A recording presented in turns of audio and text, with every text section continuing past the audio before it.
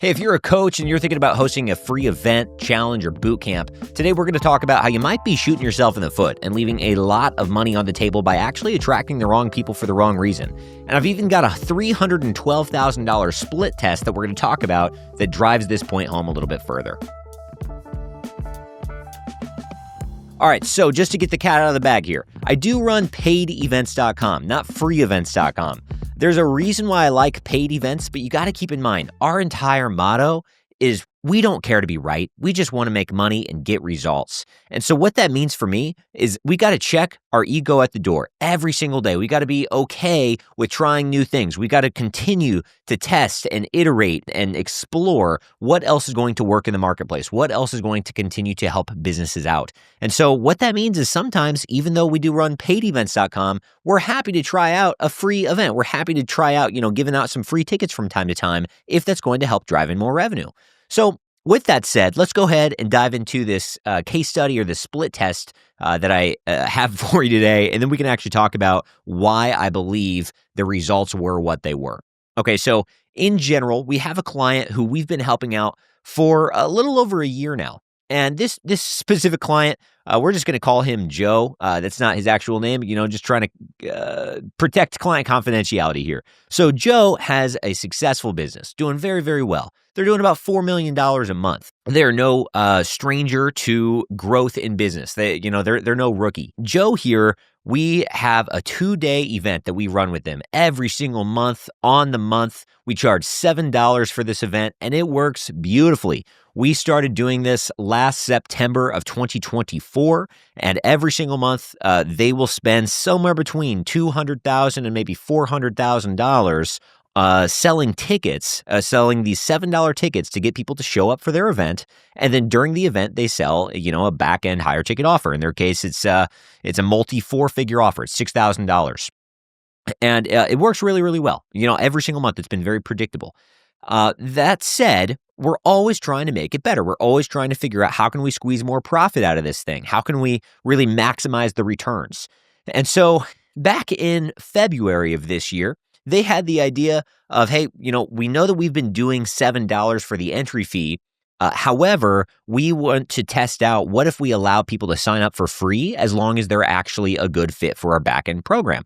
And so the idea was, hey, instead of saying, let's say we have got $300,000 in ad spend, instead of putting all $300,000 of that and funneling it towards the $7 sales page for their, for getting tickets for their virtual event, instead, it was like, hey, let's take $100,000. We know what that's going to produce. We'll take the $100,000 and sell the $7 tickets. But the other technical is $212,000. Let's take that and funnel it towards sending people to essentially a free ticket offer. But the way they did it was that they had a financial qualifying form where they had to make sure, you had the right credit score, you had the right, free income every single month, you had the right cash flow. Like you really had to be a good financial fit.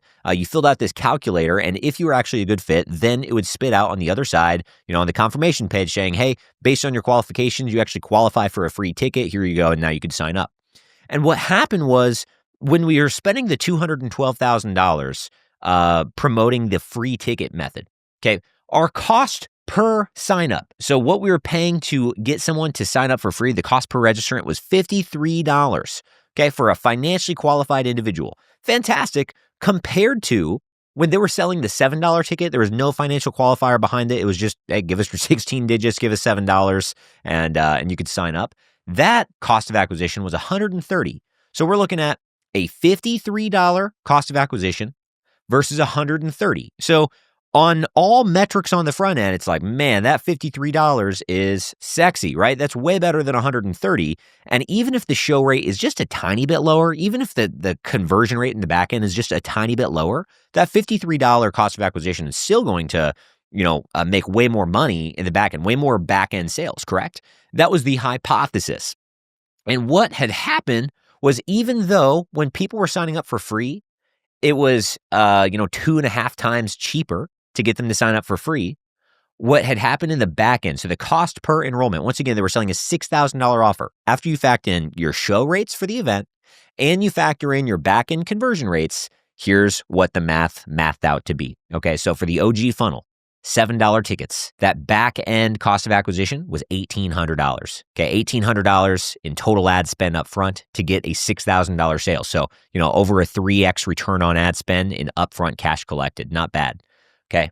However, the back end cost of acquisition on the free tickets, but they were once again financially qualified individuals, was almost $3,400. It was $3,388 per enrollment in the back end. So we're talking almost $3,400 versus $1,800. You got to keep in mind, it was 2.5 times cheaper to get the people to sign up for free, and they were qualified. Ultimately, what happened was that the show rate on the $7 ticket purchasers was consistently around somewhere between 50 to 60%. Every single month they do this. It's 50 to 60% like clockwork for charging a whopping $7 up front.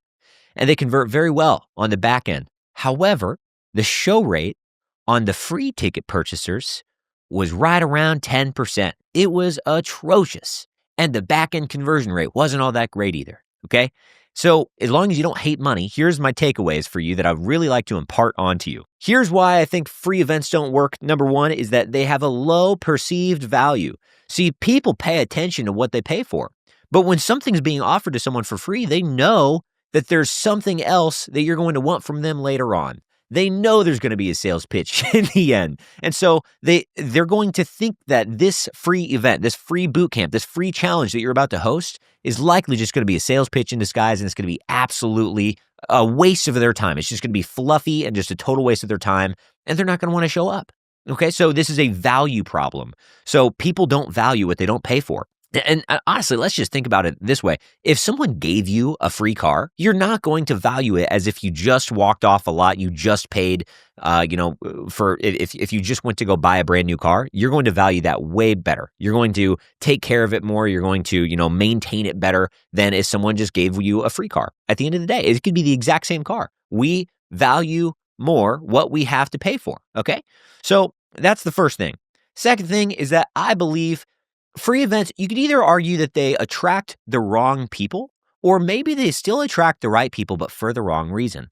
What I mean by that is you could argue they attract the wrong people because they are tire kickers and they're just kind of window shopping, and they're really not there to buy anything. They're like, hey, this was free from the front end. We were hoping that you were just going to give us a whole bunch of free value and that we weren't going to have to pay anything, right? But if you charge on the front end, people are seeing from the very get-go of the start of the relationship that they have to pay to get your expertise. They have to pay for value.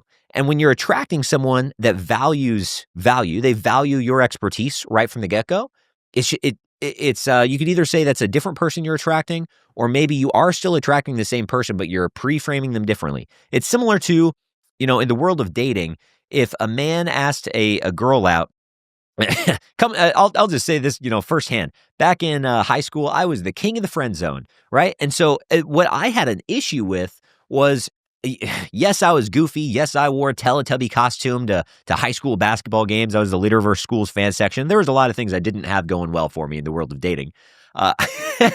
However, one of the things I struggled with, I had so many of these friends that were girls, and I would go, ask a girl to go to a random restaurant with me, and I would almost act as if it was maybe a date, but I wouldn't tell them that I was viewing it as a date. And then if I had said towards the end of, grabbing a meal with a girl in high school, saying like, hey, would love to go on a second date with you, if she didn't know that the first date was a date, and she just thought it was truly just us friends getting together, now it's going to kind of blindside her, and she's like, whoa, like that's not what I was here for. And it's not that she wouldn't have been interested in me from the start. It's just like, I pre-framed the relationship for the wrong reason by not stating my intentions correctly. And I think that's what happens when, especially in the world of coaching and expert-based businesses, when you start off just offering everything for free, you're not setting the expectations properly.